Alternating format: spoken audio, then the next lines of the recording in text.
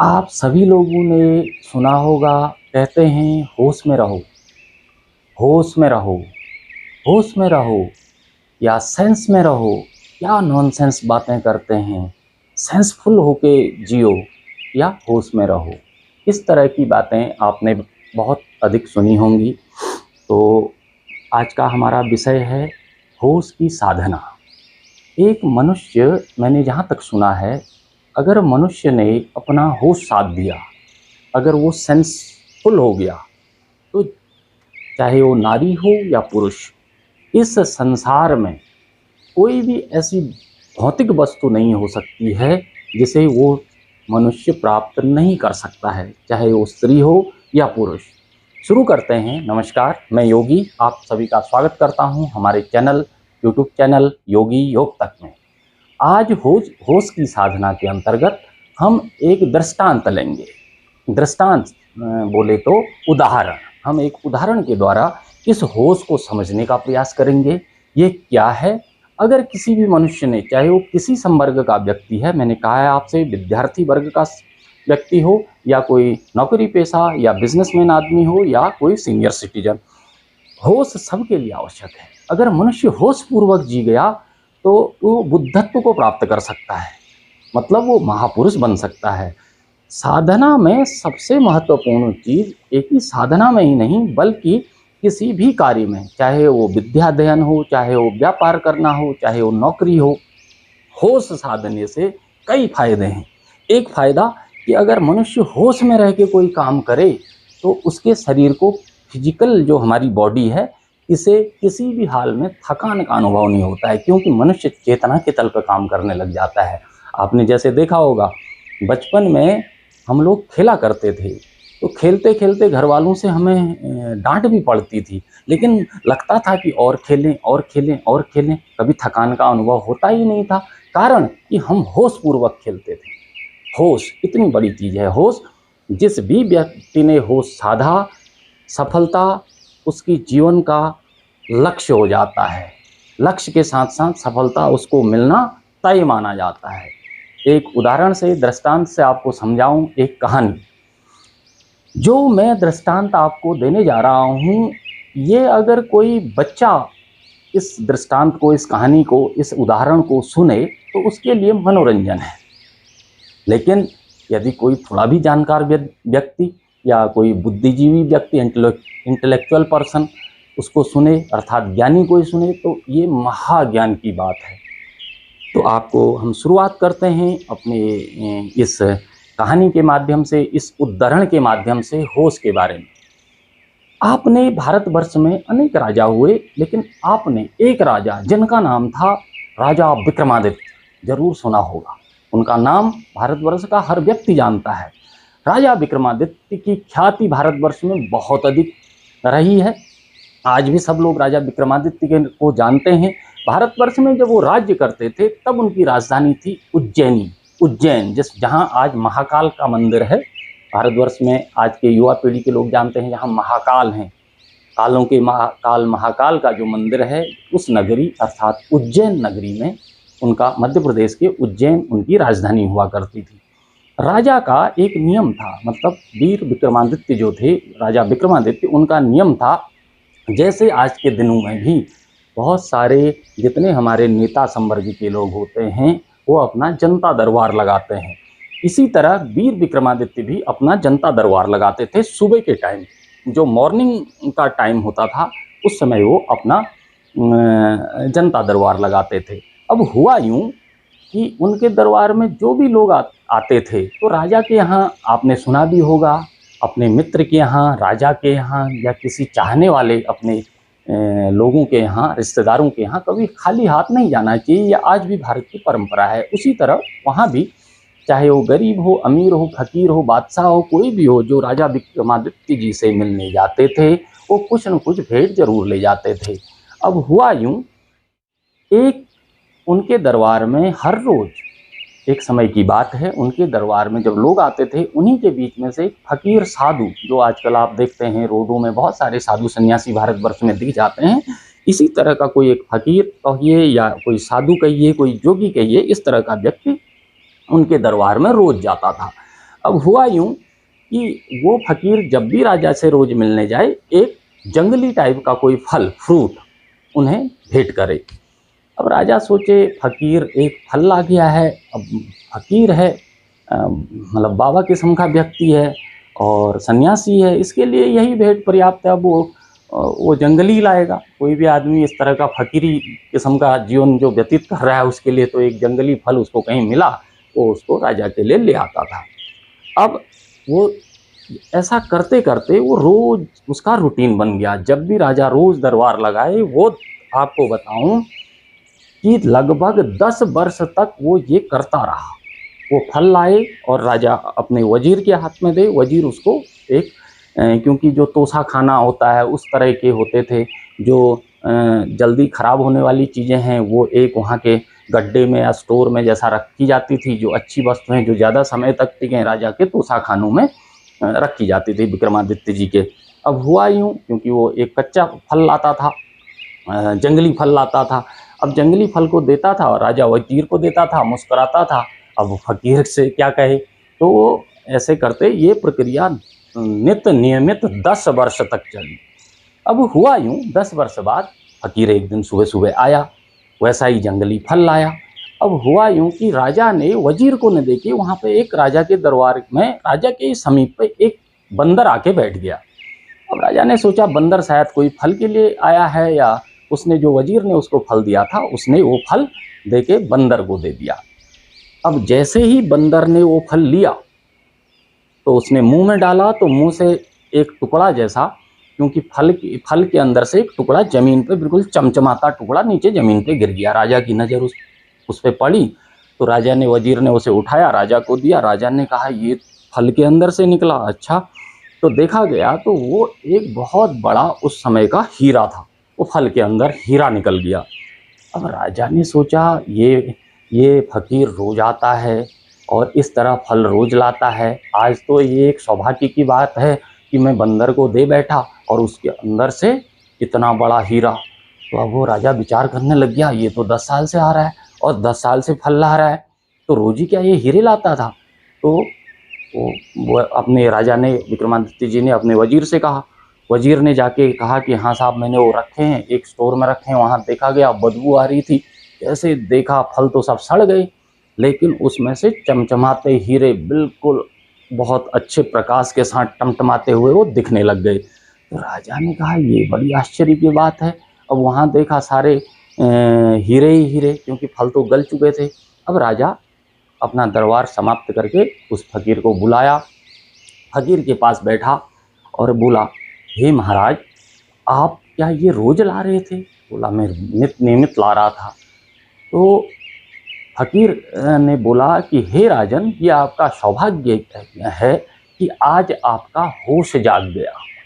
मैं एक फकीर जरूर हूँ, लेकिन मैं विगत 10 वर्षों से ये हीरे आपके लिए ला रहा था कि मैं देख रहा था कि राजा कभी भी तो एक दिन तो जागृत होंगे।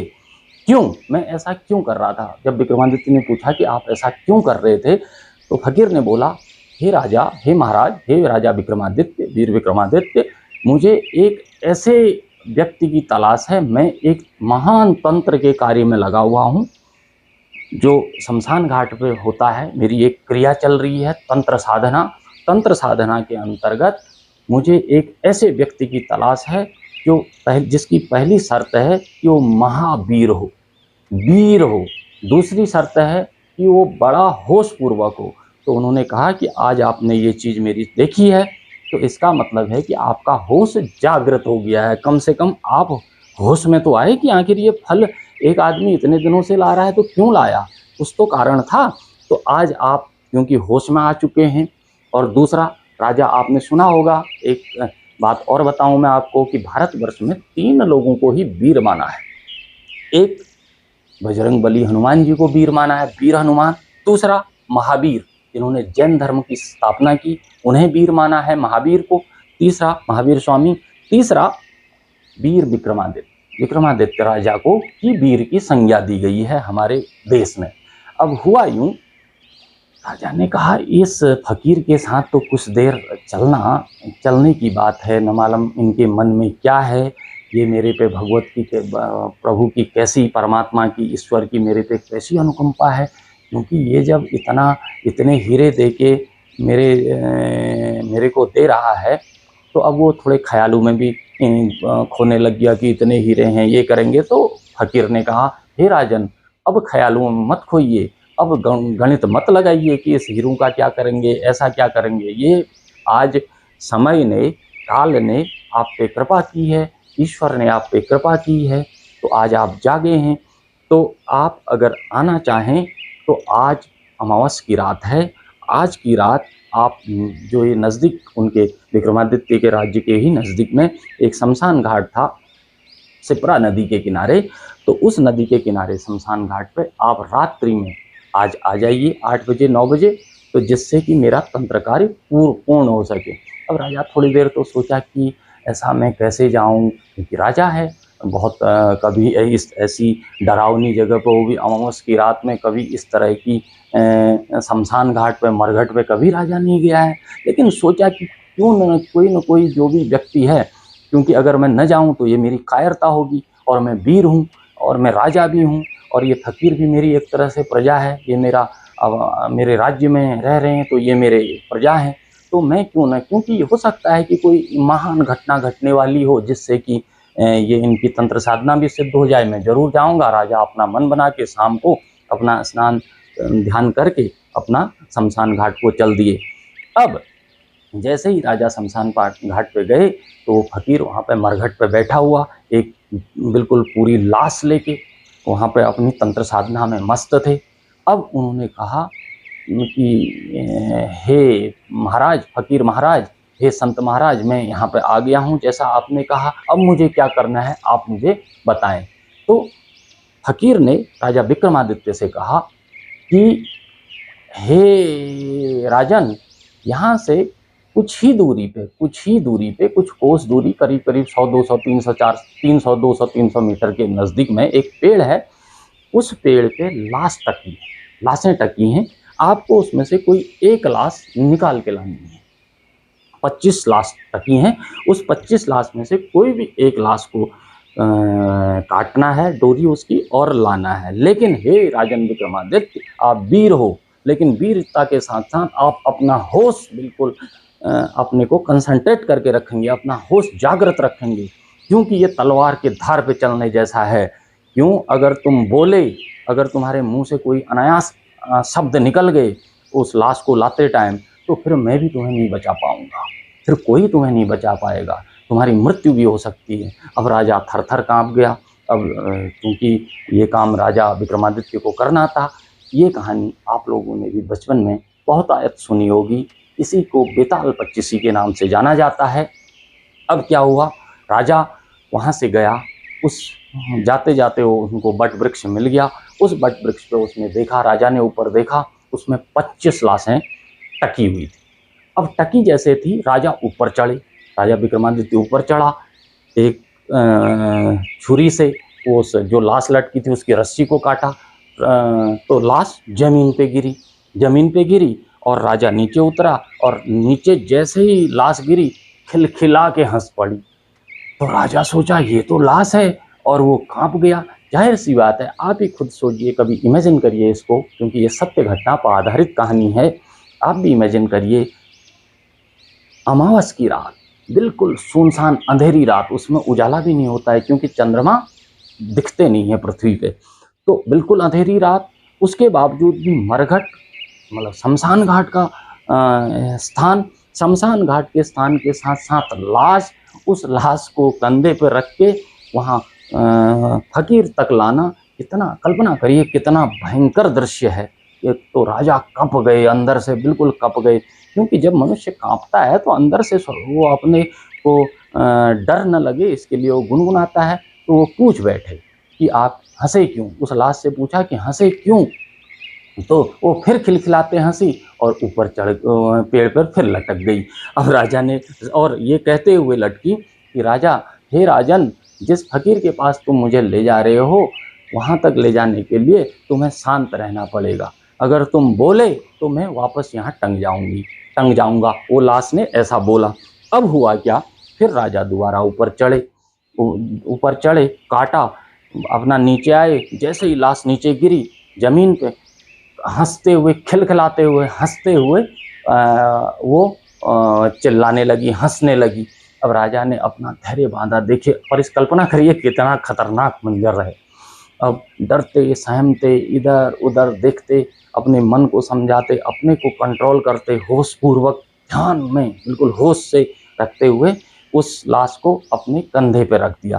कंधे पे रख के जैसे ही चलने लगे फकीर के पास तक जाने तक के लिए, लाश बोली, हे राजन विक्रमादित्य, अब तुम्हें मैं एक कहानी सुनाता हूँ, अब तुम ध्यानपूर्वक कहानी सुनो। राजा विक्रमादित्य कंधे पर रखा, चलते गया, आगे बढ़ रहे हैं जैसे, तो लाश बोली कि हे राजा, हे राजन विक्रमादित्य, आपको जो मैं कहानी सुना रहा हूँ, ये एक समय की बात है। एक ब्राह्मण जो गुरु परंपरा के तहत पढ़ाते थे, अपना शिक्षण कार्य करते थे, किसी जंगल में कुटी बनाकर रहते थे, एक ब्राह्मण और उनकी एक सुंदर सी कन्या। उसी आश्रम में उस ब्राह्मण के पास शिक्षण के लिए या पढ़ने के लिए 3 बच्चे वहाँ पे पढ़ाई के लिए आए थे, जो भी लगभग उन्हीं के लड़की के उम्र के बच्चे थे। अब जहाँ लड़की और बच्चे का मतलब, उन्होंने कहा कि वो तीनों जो शिक्षक, जो उनके विद्यार्थी थे, जो उस ब्राह्मण के जो शिष्य थे, जो ब्राह्मण के शिष्य हैं, वो एक से एक रूपवान, एक से एक दिखने में बड़े स्मार्ट, और हर एक से एक कोई कमतर नहीं, इतना अच्छे थे। और तीनों जो थे वो उस जो गुरु थे, जो ब्राह्मण गुरु थे, उनकी पुत्री से प्रेम करने लगे। अब जैसे ही प्रेम प्रसंग की बातें सुनी, राजा विक्रमादित्य को आनंद आने लग गया, क्योंकि प्रेम एक ऐसी चीज़ है, जब इस तरह की कहानियाँ आती हैं तो आप ही सोचिए कौन उसमें इंटरेस्ट नहीं लेगा। तो इस तरह की जब बातें होने लग गई तो उन्होंने कहा, एक बार की बात है, अब ब्राह्मण देवता जो गुरु थे वो भी बड़े परेशान थे, क्योंकि वो भी जानते थे कि मेरी पुत्री से तीनों मेरे शिष्य बड़ा प्रेम करते हैं, और तीनों में से कोई भी एक ऐसा शिष्य नहीं है जो छोड़ने लायक हो। तीनों एक से बढ़ के एक सर्वगुण संपन्न, और वो लड़की भी सर्वगुण संपन्न थी। तो ये देखते देखते ब्राह्मण गुरुदेव भी बड़े परेशान थे। अब उनकी कन्या भी बहुत परेशान थी कि एक दिन ऐसे करते करते जब कन्या को कुछ नहीं सूझा कि मैं किससे विवाह करूं, क्योंकि तीनों एक से बढ़ के एक, दो को छोड़ने का मतलब, क्योंकि शादी तो एक ही से हो सकती है, दो को छोड़ने का मतलब है कि जीवन भर अगर कुछ बात ऐसी हो तो कोई ना कोई पछतावा हमेशा रह जाएगा मन में। ये सोचते सोचते लड़की ने आत्महत्या कर दी।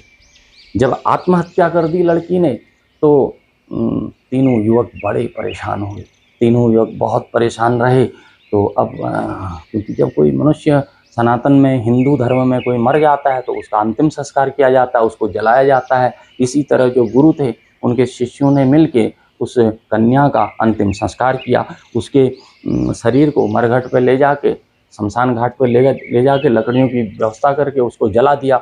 जलाने के बाद जो उसके अस्थि पंजर बचे, जो अस्थियां होती हैं, जिनको बीन के कलश में रख के किसी नदी में फिर प्रवाहित किया जाता है, ये आप सब लोग जैसा जानते होंगे, वो अस्थि पंजर थे, उनको रख दिया गया। अब तीनों शिष्यों में से एक शिष्य तो उसी जो उनकी शमशान घाट पे उस लड़की की चिता की राख थी, उसी राख के समीप अपनी धुनी रमा गया। उसने सोचा अब करना क्या था, शादी तो इनसे करनी थी इस कन्या से, तो अब हमसे तो मेरा अब कुछ तो जीवन में करना नहीं है, यहीं पे फकीरी करनी है, क्योंकि प्रेम करते थे। प्रेम बहुत बड़ी चीज़ होती है। अब सच्चा प्रेम वो तीनों करते थे, तो एक ने तो वहीं पर फकीर बन गया। दूसरा उसने सोचा है अब जाके कोई फ़ायदा नहीं है, वो उनकी पुत्री की याद में वो भी अपना साधु वेश बन के वो पूरे देश के भारत भ्रमण पर निकल गया। और तीसरा जो शिष्य था, उसने क्या किया, उसने जो अस्थियाँ जो थी, उस कन्या की जो अस्थियाँ थी, उनको बीन के एक कलश में रख दिया, मिट्टी के कलश में रखा। अब नित्य नियमित वो उसका एक नियम बन गया, वो भी वहीं मरघट पे या शमशान घाट पे ही रहने लग गया, और एक नियम बना लिया उसने, ये कि ये अस्थियों को रोज़ नहलाता, रोज़ साफ करता, उसी डब्बे में डालता, उसी मटके में डालता, और वहीं पे बैठ के उसके यादों में अपना खोया रहता था। इस तरह जीवन व्यतीत करने लग गया। लेकिन एक बार की क्या घटना घटी, करते करते जो भारत भ्रमण पे शिष्य निकला था, वो जैसे ही कुछ समय के बाद वो देखता है उसे इस तरह के 2-4 संत महात्मा लोग मिलते हैं, तो उनसे उसने एक विद्या सीखी। वो विद्या क्या थी कि किसी की भी अस्थियां, अगर किसी मृतक की अस्थियां जो अगर इकट्ठा की हैं, तो उसमें एक मंत्र था। एक मंत्र अगर उसमें बोला जाए तो वो अस्थियां जिस भी मनुष्य की, नारी या पुरुष जिसकी भी होंगी, वो मनुष्य उठ खड़ा होता था और उससे रूपवान में वो पुनः उसका शरीर जागृत हो जाता था, वो पुनः जिंदा हो जाता था। ये मंत्र उस जो घूम रहा था उसने सीख लिया, उस शिष्य ने। और दौड़ा आया, उसने सोचा क्या पता अस्थियां हों न हों, तो वहीं शमशान घाट पे आया। तो शमशान घाट पे आया, देखा जो दूसरा शिष्य था वो रोज उनको साफ कर रहा है, नहला रहा है, वहीं पर रखा है, और तीसरा तो धुनी रमा के बैठा था, उसको कोई मतलब नहीं। तो उसने उससे कहा कि अरे भाई, मैं एक मंत्र लाया हूँ, तूने बहुत अच्छा काम किया है, जो ये गुरु पुत्री का जो अस्थियां हैं इनको रखा है, और मैं एक मंत्र जानता हूँ, मुझे एक सिद्ध लोग मिले, उन्होंने एक ऐसा मंत्र, सिद्ध मंत्र बता रखा है, अगर मैं इस अस्थियों को मंत्र उपयोग करूँ तो ये जो गुरु कन्या है ये जिंदा हो जाएगी और सशरीर वापस आ जाएगी। तो अब उसने कहा बढ़िया ऐसा है, तो उसने वो अस्थि कलश दिया। अस्थि कलश में उस शिष्य ने वो मंत्र मारा, तो वो कन्या पहले से भी रूपवान होके वो जिंदा हो गई। अब जिंदा हो गई तो तब ये अब वो जिस लाश को कंधे पर रख के जो राजा विक्रमादित्य जिस लाश को कंधे पर रख के फकीर के पास ले जा रहे हैं, रास्ते में वही कहानी सुना रहा है। ये पहली कहानी है। तो उस कहानी में विक्रमादित्य से उस लाश ने पूछा, उसका नाम बेताल कहा गया, या लाश को बेताल नाम दिया गया। तो उस लाश ने पूछा कि हे राजा विक्रमादित्य, अब तुम एक राजा हो और न्यायप्रिय राजा हो और होश पूर्वक तुम मुझे यहाँ तक लाए हो, अब ये बताओ, अगर तुम्हें उत्तर आता है तो तुम मुझे बता दो, अगर तुम उत्तर आके भी मुझे नहीं बता पाओगे तो तुम्हारी तत्काल इसी क्षण मृत्यु हो जाएगी। तो अब राजा, क्योंकि कोई भी पढ़ा लिखा मनुष्य, एक साधारण मनुष्य भी कोई तर्क वितर्क में कोई भी बात जानता ही है, चाहे गलत आए उत्तर आए, उत्तर गलत भी हो सकता है, सही भी हो सकता है, लेकिन अगर कुछ भी मन में आ रहा है तो बताना निश्चित है। तो उसने कहा, जो लाश है, लाश ने कहा कि हे राजा विक्रमादित्य, कुछ भी उत्तर आ रहा हो, अगर आ रहा है तुम्हें तो तुम्हें बताना पड़ेगा, अगर नहीं बताओगे तो मैं ये बात तुम्हें सिद्ध कर दूं कि तुम्हारी तत्काल इसी क्षण मृत्यु हो जाएगी। तो अब क्योंकि राजा को तो आ रहा था, वो तो न्यायप्रिय राजा थे, न्याय करते थे, उनके न्याय की चर्चाएं पूरे भारतवर्ष में प्रचलित हैं, आज भी आप लोग ने सुनी होगी। तो ऐसा करते करते राजा को बोलना पड़ा। अब राजा विक्रमादित्य बोले, हे लाश, हे बेताल, तो सुन मेरी बात, अब मैं इसका निर्णय तुम्हें बताता हूँ कि अब यहाँ पे धर्म संकट था, पहले के जैसा धर्म संकट हो गया कि किससे शादी करें। लेकिन उसने, राजा विक्रमादित्य ने बताया कि उस लाश को बताया, उस बेताल को जो कंधे पे ला रहे थे उसको बताया कि हे लाश, हे बेताल, तो सुन मेरी बात, मेरे कथानुसार, मेरे मतानुसार, मेरे न्याय के अनुसार, जिस व्यक्ति ने मंत्र सीखा, उसने जीवन दान दिया, उसने उस कन्या को जीवन दान दिया, तो वो उसका दायित्व पिता के समान है, क्योंकि जन्म या किसी को जीवन देना तो पिता का काम है। इसीलिए वो जो लड़का है वो उसके पिता के समान है, उस कन्या के। दूसरा, अब जिसने वो अस्थियां रखी, क्योंकि अस्थि रखना, अस्थियों को धोना, नित्य नियमित कर्म करना, तो ये काम है पुत्र का। इसीलिए जिसने अस्थियां धोई इतनी मेहनत से, तो वो पुत्र तुल्य है। अब तीसरा, कि जो केवल फकीरी में, केवल धुनी में राख लपेट के वहीं पे चिता के सामने उसी कन्या के याद में मगन होकर भजन कर रहा है, वही असली प्रेमी है, और वही, उसी से इस कन्या का विवाह होना चाहिए। ये बात राजा विक्रमादित्य ने उस बेताल से, उस लाश से कही, तो लाश खिलखिला के हंस पड़ी और वहाँ वापस जाके पेड़ पे लटक गई, क्योंकि बोले तो चूके, बोले तो चूके।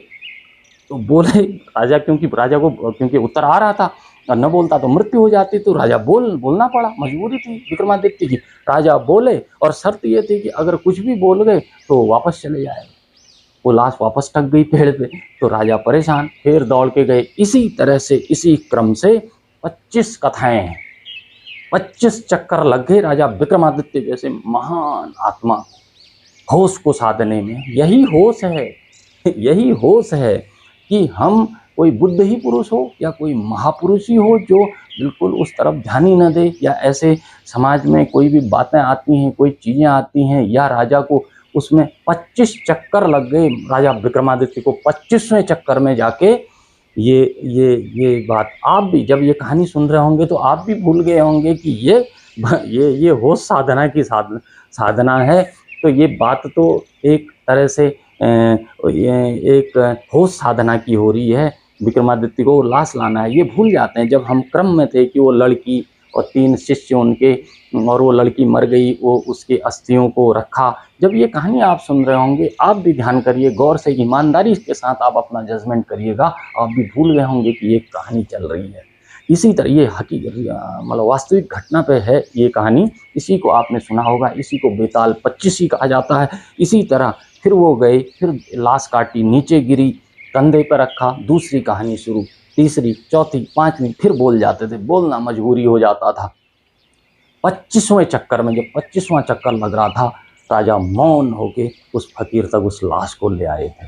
कहने का मतलब है कि अपना होश, उनको राजा विक्रमादित्य जैसे महान आत्मा को भी 25वें चक्कर में होश को उन्होंने सिद्ध कर पाए। क्योंकि होश में जब मनुष्य रहेगा तो वो बाह्य चीज़ों पर, बाह्य आडंबरों पर, बाहर की कोई भी किसी भी चीज़ पर वो उतना उसका ध्यान नहीं जाएगा। इसीलिए आज का हमारा विषय था होश। अब आप समझ गए होंगे आप लोग कि होश क्या चीज़ है।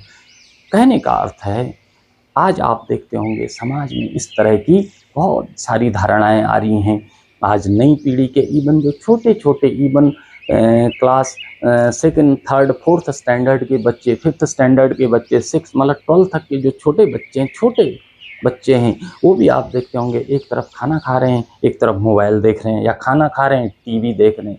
कहने का मतलब है, मेरे इस देश में, इस गुरुकुल प्रधान देश में, गुरु शिष्य परंपरा के मेरे महानतम देश भारतवर्ष में होश पूर्वक जीने का राज हमारे ऋषिगण, हमारे महर्षिगण आज से आदिकाल से हमको बता चुके हैं। लेकिन आज मनुष्य है, वो चल कहीं रहा है, सोच कहीं रहा है, फोन पे बात कुछ और हो रही है, चल कहीं रहा है, गाड़ी चला रहा है, दिमाग कहीं है। आप होश का मतलब है कि जो कार्य हम जैसा कर रहे हैं उसमें अपनी संपूर्णता के साथ मन सहित समस्त इंद्रियों को उसी काम में झोंक दें। अगर आप ऐसा करेंगे, 1 दिन 2 दिन में नहीं होता है। आपने पावर ऑफ हैबिट्स भी देखा होगा। यदि किसी आदत, कोई गलत आदत हमको शारीरिक रूप से हो गई है, उस आदत को छुटाने में वैज्ञानिक तरीके से भी 21 दिन का समय लगता है, 21 से 22 दिन का समय लगता है। इसी तरह एक अच्छी आदत को अपने शरीर के अंदर इंस्टॉल करने में, जो हमारा सिस्टम है, पूरा हार्डवेयर है, इसमें इंस्टॉल करने में 21 दिन से 22 दिन का समय लगता है। इसीलिए मेरी आप सबसे करबद्ध प्रार्थना है कि अगर जीवन में होश पूर्वक जीना भी हम लोगों ने सीख लिया, होश को बनाए रखते हुए भी कार्य करना सीख दिया, तो एक चीज़ आपको बताऊं, आप कभी थकेंगे नहीं। इस बात की गारंटी है कि आप थकेंगे नहीं। आप देखते होंगे इसका प्रत्यक्ष उदाहरण बचपन में, आप चाहे नारी हो या पुरुष, आपने खेल खेला होगा, आपने कोई भी गेम्स खेलते होंगे, आप स्कूल में, कॉलेज में कहीं गेम्स खेलते होंगे बचपन में घर पे, तो गेम खेलते खेलते आदमी भूल जाता था मैं क्या कर रहा हूँ, केवल कंसंट्रेशन उसका खेल पे ही रहता था, तो उसके शरीर को किसी प्रकार की थकावट नहीं होती थी। जहाँ भी मन भ्रमित होता है, मन 2 चीज़ों में बंटता है, तो शरीर को तनाव पैदा होता है, मस्तिष्क को तनाव पैदा होता है, मन को तनाव महसूस होता है। तनाव के कारण ही शरीर में थकान का अनुभव होता है। इसीलिए आपसे करबद्ध प्रार्थना है, जो काम करें कंसंट्रेट होके, चाहे आप पढ़ाई कर रहे होंगे, जितने टाइम पढ़ाई करें, ये ज़रूरी नहीं है। और मैं बताऊं आपको, कई बच्चे कहते हैं कि बहुत इतना लंबा समय मैंने पढ़ा, 10 घंटे पढ़ा, 12 घंटे पढ़ा। मैं भी एक उत्तराखंड सरकार में नौकर हूँ, एक अधिकारी के पद पे हूँ। मैं भी आपको बताऊँ, मैंने भी नौकरी प्राप्त की, इसी युग में मैं भी एक नौकर हूँ, सरकारी नौकर हूँ। तो आपको, सरकारी अधिकारी हूँ, तो मैं आपको बताऊं कि हमने भी कम से कम 6-7 घंटे से अधिक कभी नहीं पढ़ा, लेकिन जब भी पढ़ा कंसंट्रेट होके पढ़ा, बिल्कुल ठोस तरीके से पढ़ा। तो आज भी मैं इस उम्र में भी, 42 साल करीब उम्र है, इस उम्र में भी अगर मैं किसी चीज़ को एक बार बढ़िया तरीके से पढ़ लूँ तो मुझे याद हो जाता है। ये सब ऐसे नहीं, ये आप अपने आप को बनाइए। विशेष रूप से तैयारी करने वाला या स्टूडेंट संवर्ग के बच्चे से भी है कि आप यूँ नहीं फोकस रहिए, एक बार एक काम होश के साथ, कंसंट्रेशन के साथ, कंसंट्रेट होके उस काम को करेंगे। चाहे हम विद्यार्थी हों, चाहे हम व्यापारी हों, चाहे हम किसी नौकरी करने वाले लोग हैं। अब नौकरी में लोग कहते हैं, कहीं भी ऑफिसों में मैं देखता हूँ, बहुत सारे ऑफिसों में देखता हूँ, आदमी कहता है ना, स्त्री या पुरुष दोनों, सबको लोग कहते हैं बहुत थक गए, ये हो गया वो हो गया। अरे भाई साहब, कोई इतना भयंकर फिजिकल वर्क तो हुआ नहीं, थोड़ा बहुत मेंटल वर्क तो सब जगह रहता है। लेकिन उसके बावजूद भी अगर आप सोचेंगे कुछ और, करेंगे कुछ और, मन को कुछ और पसंद है और कर आप कुछ और रहे हैं, मन से किसी काम को नहीं कर रहे हैं, कंसंट्रेट होकर होश पूर्वक नहीं कर रहे हैं, तो निश्चित है आपको थकान होगी। इसी के कारण आज भारतवर्ष में डायबिटीज़ की जो समस्या है उसका सबसे बड़ा कारण है स्ट्रेस, शारीरिक स्ट्रेस। मन कहीं और, शरीर कहीं और, तो आपको स्ट्रेस पैदा होगा। स्ट्रेस पैदा होने से आपका ब्लड प्रेशर बढ़ जाएगा, आपको एंजाइटी होगी, आपका शुगर बढ़ जाएगा। एक दिन ऐसा आएगा, धीरे धीरे अगर ये क्रम सतत चले आ रहा है तो शरीर फिर जवाब दे देगा। इससे अच्छा हमने स्वस्थ भारत का संकल्प लिया है, स्वस्थ मन स्वस्थ तन का संकल्प लिया है। इसीलिए आज मैंने आपको जितना भी प्रयास किया होश को समझाने का, मुझे लगता है कि इस बेताल पच्चीसी की कहानी से आप समझ गए होंगे। तो और कोई मेरी त्रुटि रही हो कहने में तो आप मुझे ज़रूर माफ़ करेंगे। और हमारे योगी योग तक चैनल में इस तरह की समस्त चीज़ें आते रहेंगी और आप इस पर हमको सहयोग करते रहेंगे और आप हमारा मार्गदर्शन भी करेंगे कि किस चीज़ पे हम रिसर्च करके आपको वीडियो दें। और आपने मुझे अभी तक सुना, इसके लिए बहुत बहुत धन्यवाद। नमस्कार।